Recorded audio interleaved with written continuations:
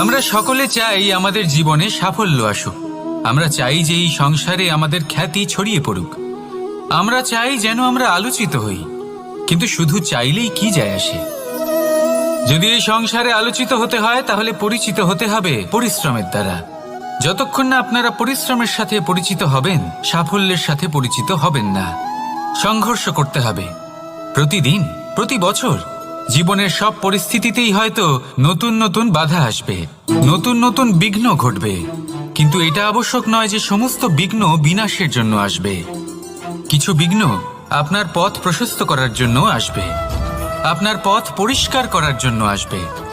যদি আপনাকে উদাহরণ দিই, যখন বন্যা আসে, বাড়ি ঘর ভেসে যায়, তখন আমরা হতাশ হয়ে পড়ি, আমরা দুঃখী হয়ে পড়ি। কিন্তু সেই বন্যাই আমাদের সেই ধরিত্রীকে এত উর্বর করে তোলে যে সেই উর্বর অংশ কাজে লাগিয়ে আমরা সেরকম আরো 10টা বাড়ি বানাতে পারি। তাহলে ধন্যাত্মক থাকুন আর যে কোনো সংঘর্ষের জন্য প্রস্তুত থাকুন। জীবনে অনেক দূর যেতে পারবেন। তাহলে আসুন আমার সাথে ভালোবেসে বলুন, রাধা রাধা। জীবনে কখনো কখনো আমরা সেই পরিস্থিতিতে ফেসে যাই যখন আমাদের মনে হয় যে আমাদের নতুন কিছু একটা করতে হবে, কিন্তু আমরা করতে পারি না।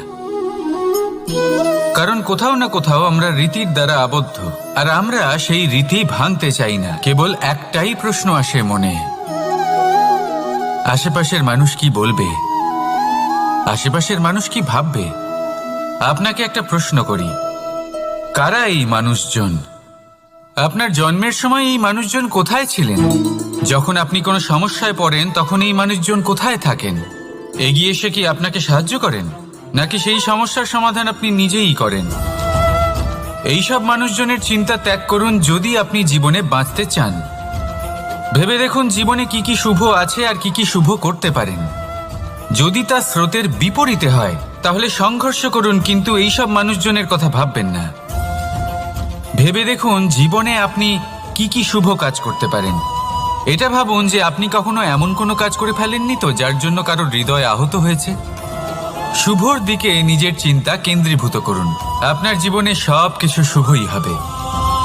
তাহলে আসুন আমার সাথে ভালোবেসে বলুন, রাধা রাধা। আজকাল আপনি দেখে থাকবেন যে মা বাবা শুধুমাত্র সন্তানকে ভালোবাসেন তা নয়, তাদের মোহেও জড়িয়ে পড়েন। বিদ্যালয় যখন পাঠান তখন সমস্ত সুযোগ সুবিধা দিয়েই পাঠান। চেষ্টা করেন যে সবসময় যেন সন্তান তাদের চোখের সামনেই থাকে। কিন্তু ভুলে যান এক অত্যন্ত গুরুত্বপূর্ণ কথা, যে সন্তানকে এক নতুন দৃষ্টিভঙ্গি দেওয়াই হলো ওনাদের কর্তব্য। সেই জন্য পুরাতনকালে শিষ্যদের গুরুকুলে পাঠানো হতো, বাড়ির থেকে দূরে। কারণ বাড়ি ছেড়ে যাওয়া এক সন্তানের জন্য, এক শিষ্যের জন্য অত্যন্ত শুভ লক্ষণ হয়। যখন সে বাড়ির থেকে দূরে, গৃহস্থের থেকে দূরে থাকবে, তখন এই সংসারকে সে এক নতুন দৃষ্টিভঙ্গি দিয়ে দেখবে, পরখ করবে, বুঝতে পারবে, আর সবকিছু নিজে থেকেই শিখে যাবে কখন আক্রমণ করতে হয়, কখন পিছু হটতে হয়, কিভাবে এই সংসারের সম্মুখীন হতে হয়। আর এটা আপনার দৃষ্টি ওকে শেখাতে পারবে না, ওর অভিজ্ঞতা ওকে শেখাতে পারবে। তাই মনে রাখবেন, যদি আপনি চান যে আপনার সন্তানের বিকাশ হোক, তাহলে অনেক সময় ওকে নিজের থেকে দূরে নিয়ে যেতে হয়। যদি মোহে আবদ্ধ থাকেন তাহলে ওর বিকাশ কখনোই হবে না। তাহলে আসুন আমার সাথে ভালোবেসে বলুন, রাধা রাধা। কখনো কখনো মানুষ মনে করেন যে সে নিজেই সব থেকে বেশি শক্তিশালী, তিনি হলেন জ্ঞানী। দেখুন, এটা ভালো ব্যাপার যে আপনার মধ্যে শক্তি আছে, জ্ঞান আছে, আর এটা শুধু আপনার জন্য নয়, এই সমস্ত সমাজের জন্য, দেশের জন্য, সমগ্র পৃথিবীর জন্য অত্যন্ত আবশ্যক। কিন্তু এই কথাটাও বোঝা অত্যন্ত আবশ্যক যে এই জ্ঞান যেন কখনো অহংকার না হয়ে ওঠে। যখন মানুষের মধ্যে জ্ঞান থাকে তখন সে রাম হয়ে ওঠে।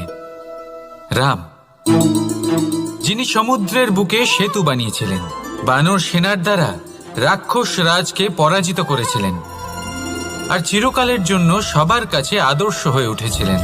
আর যদি মানুষের মনে অহংকার জন্মায় তাহলে সে রাবণ হয়ে ওঠে। দেশে বিদেশে যতই খ্যাতি থাকুক না কেন সে রাক্ষস হয়ে ওঠে, নিজের সাথে সাথে সমস্ত কুলের বিনাশ করে বসে।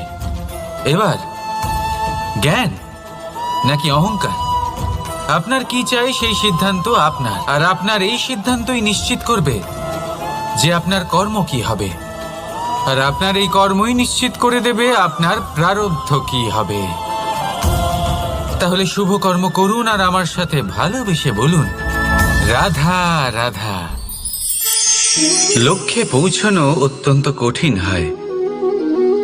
কেউ ভাবেন যে কেন এত কঠিন হয়, কেন এত কষ্ট করতে হয় লক্ষ্যে পৌঁছানোর জন্য, এই লক্ষ্য সরলভাবে কেন আমার কাছে চলে আসে না। চলুন আপনাকে একটা কথা বলি, যদি আপনার লক্ষ্য কঠিন না হয় তাহলে তাকে পাওয়া আপনার পক্ষে অসম্ভব হয়ে উঠবে। লক্ষ্যে পৌঁছানোর এই রাস্তায় আপনি যে কড়া রোদের সম্মুখীন হন, যার থেকে আপনি দূরে পালাতে চান, সেই রোদ আপনাকে প্রেরণা যোগায় যে আপনি এগোতে থাকুন। ভাবুন একজন যাত্রী যে কিনা নিজের লক্ষ্যের দিকে যাচ্ছেন, সেই পথে উনি যদি একটু ছায়া পেয়ে যান আর উনি ওখানে বিশ্রাম নেন, তাহলে তার সাথে তার ভাগ্য গভীর নিদ্রায় সেখানে বিলীন হয়ে যায়। তাই পরিশ্রমের করা রোদের থেকে কখনো দূরে পালাবেন না। জীবনে শুধু সামনে এগোতে থাকুন দৃঢ়তার সাথে। আর লক্ষ্য সরল হোক, কঠিন হোক বা অত্যাধিক কঠিন হোক, একটা কথা মনে রাখবেন, যে জীবনের লক্ষ্যে পৌঁছতে পেরেছে সে লক্ষ্য প্রাপ্তির জন্য আফসোস কখনোই করে না। রাধা রাধা। যে কোনো বস্তুর বা প্রাণীর আকার, স্থিতি, পরিস্থিতি বা শক্তি দেখে আপনি কি তার ক্ষমতার অনুমান করতে পারবেন? কখনোই না। আসুন আমি আপনাকে উদাহরণ দিই একটা তলোয়ারের। সেই তলোয়ার যার দ্বারা আপনি অনেক বড় বড় যুদ্ধ জেতেন, বড় বড় রাজাদের পরাস্ত করতে পারেন। এবার আপনি যদি এই তলোয়ার কাউকে দেখিয়ে তার থেকে তার বস্ত্র ছিনিয়ে নেন, তাহলে দেখবেন যখন সেই বস্ত্র ছিঁড়ে যায় তখন একটা ছোট্ট সূচি চমৎকার করতে পারে। তখন এই তলোয়ার কোনো কাজে লাগবে না। সেইভাবেই একটা মাছ কখনো বনে গিয়ে শিকার করতে পারে না, আর সেইভাবেই সিংহ জলের রাজা হতে পারে না। প্রত্যেকের নিজের নিজের দুর্বলতা রয়েছে, প্রত্যেকের নিজের নিজের শক্তি রয়েছে, আর এই প্রকৃতি সবাইকে এইভাবেই বানিয়েছে যে প্রত্যেকের মধ্যে কোনো না কোনো বিশেষ গুণ অবশ্যই থাকে। তাই যদি আপনি নিজের মধ্যে বা অন্যদের মধ্যে শুধুই দোষ দেখতে পান, তাহলে একটু ওপর থেকে দেখুন, সবার মধ্যে বিশেষ গুণ খুঁজে দেখতে শুরু করুন। আপনি বুঝবেন আপনি নিজেও কত বিশেষ আর অন্যরাও কত বিশেষ। আপনি বুঝবেন এই সংসার, এই প্রকৃতি হলো কতটা বিশেষ। তাহলে আসুন আমার সাথে ভালোবেসে বলুন, রাধা রাধা। জলরাশির সাথে আমার প্রেম চিরন্তনের।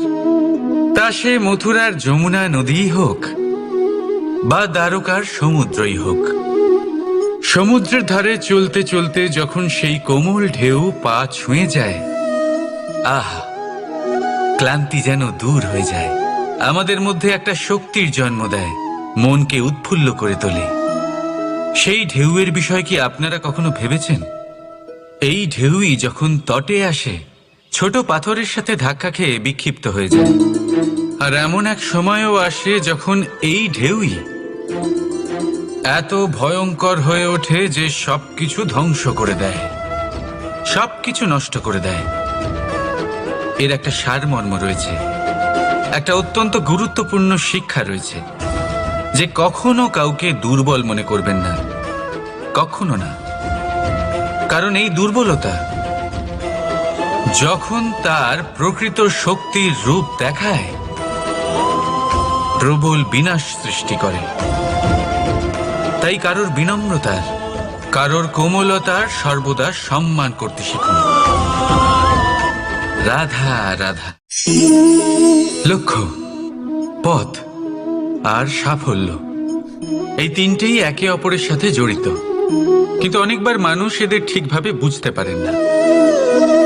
তারা ভাবেন যে যেরকম লক্ষ্য হবে সেরকমই পথ হবে, সেই মতোই লক্ষ্য কঠিন হলে পথ কঠিন হবে, লক্ষ্য সরল হলে পথও সরল হবে।